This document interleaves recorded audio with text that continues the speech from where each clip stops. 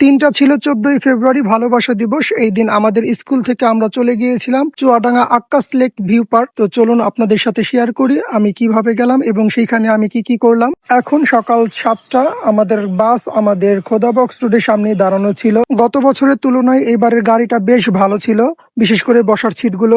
যেহেতু আমাদের যাইতে প্রায় 3 ঘন্টার মতো সময় লাগবে, এর জন্য আমরা অনেক সকালই রওনা দিই। সকাল 8:30টার দিকে আমাদের সকালের খাবারের নাস্তার আয়োজন করা হয়। এর জন্য একটা সুন্দর জায়গায় গাড়িটি থামানো হয়। আর আমাদের সকালের খাবারে ছিল ভুনা খিচুড়ি এবং ডিম ভুনা। গাড়িতে সাউন্ড বক্স বাজানোর দায়িত্বটা আমার উপরে পড়ায়। আমি প্রথমে সিট থাকা সত্ত্বেও আমাকে শেষে পাঠানো হয়, কারণ আমি গাড়িতে বক্স বাজাইতেছিলাম। আমার এই প্রথমবার চুয়াডাঙ্গায় যাওয়া। পার্কে যাওয়ার বেসিক্যালি এই রাস্তাটা আমার খুব ভালো লাগছে, দুই পাশে ধানের চাষের ক্ষেত। দেন আমরা চলে আসলাম আমাদের পার্কের সামনে। পার্কের গেটটা অনেক বড় ছিল এবং দেখতে খুবই সুন্দর ছিল। এটা পেছনের গেট, সামনে আরো একটা গেট ছিল। আমরা পেছনের গেটেই আমাদের গাড়িটা দাঁড়াই। দেন আমরা সবাই মিলে ধারাবাহিকতা রক্ষা করে আমরা পার্কে প্রবেশ করি। যেহেতু আমাদের রিসোর্টটা পার্কের মাঝামাঝি ছিল, এর জন্য ভাবলাম যে ঢোকার পথে আমার চোখের সামনে যে স্পট গুলা পড়ে সেগুলোর একটা ছোট্ট করে ভিডিও করে রাখি, কারণ হয়তো আসার পথে আমি এই অত সময় পাবো না এই ভিডিওগুলো করে রাখার। যাই হোক, ঢুকতে পথে আমার এই জায়গাগুলো খুবই সুন্দর লাগতেছিল। পার্কটা আসলে অনেক সুন্দর এবং অনেক বড় ছিল, কিন্তু পার্কটার একটা সমস্যা কি, আমি যতদূর দেখছি পার্কটা এখনো সম্পূর্ণভাবে কমপ্লিট হয়নি। আমরা যাওয়ার পরেই বিষের বালিশ খেললাম। আসলে বিষের বালিশটা আমাদের বালিশ ছিল না, বিধায় আমরা টিস্যুর বক্স দিয়ে বিষের বালিশ খেলেছি।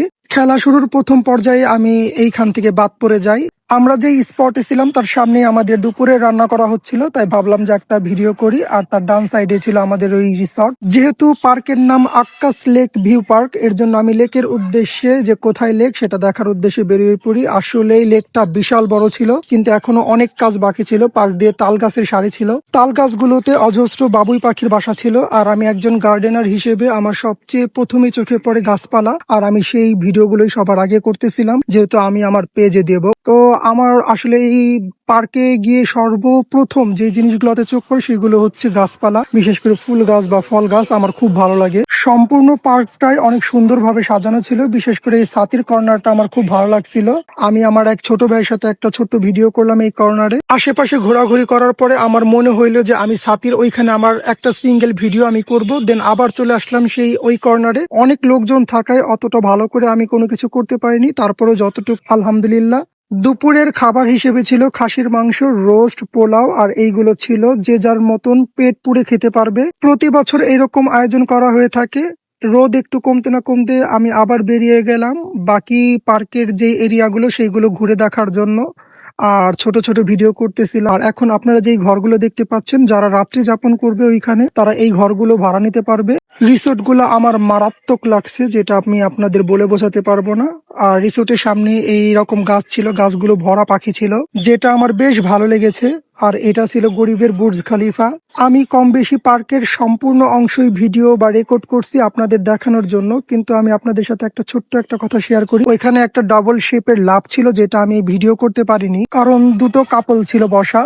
আর এখন আপনারা যে জায়গাটা দেখতে পাচ্ছেন, এটা ফুলের রাজ্য, এটা এখনো কমপ্লিট হয়নি। আর অনেক কিছুই কমপ্লিট হয়নি। ওই যে সাইডটা দেখতে পাচ্ছেন, ওইখানে মূলত সুইমিং পুল হবে। 5টার ভেতরে আমরা সবাই স্পটে উপস্থিত হই, কারণ এখন লটারি ড্র হবে। গত বছর লটারিতে একটা ছাতি পেয়েছিলাম, কিন্তু এইবার লটারিতে আমি কিছুই পাইনি। লটারির পুরস্কার দেওয়ার পরে এখন আমাদের সবার বিদায়ের পালা, যেহেতু 6টা বেজে গিয়েছে, কারণ আমরা সন্ধ্যার পরেই সবাই রওনা দিব। বিকালের সূর্যাস্তটা জাস্ট অসাধারণ ছিল, আপনারা দেখতেই পাচ্ছেন কতটা সুন্দর ছিল। আপনারা যারা এই ভিডিওটি দেখেছেন তাদের উদ্দেশ্যে একটা কথা বলা, আপনারা চাইলে এই পার্কটা ঘুরে দেখতে পারেন, কিন্তু আমি সাজেস্ট করব 2 বছর পরে আসেন, কারণ এখনো অনেক কিছু বাকি ছিল। এটা ছিল পার্কের ডান সাইডের কর্নার। আমরা সবাই মিলে বেরিয়ে গেলাম ধারাবাহিকতা রক্ষা করে। পার্কের সামনে আমাদের বাস দাঁড়ানো ছিল।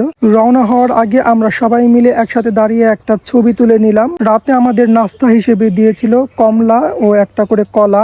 আর যেহেতু ব্রেক টাইমে আমাদের 1.5 ঘন্টা পর বাস 10 মিনিটের মতো দাঁড়িয়েছিল, তখন 1 কাপ চা খেয়ে নিলাম। সম্পূর্ণ ভিডিওটি দেখার জন্য আপনাদের সবাইকে ধন্যবাদ। নেক্সট ভিডিও দেখার জন্য সবসময় চোখ রাখবেন।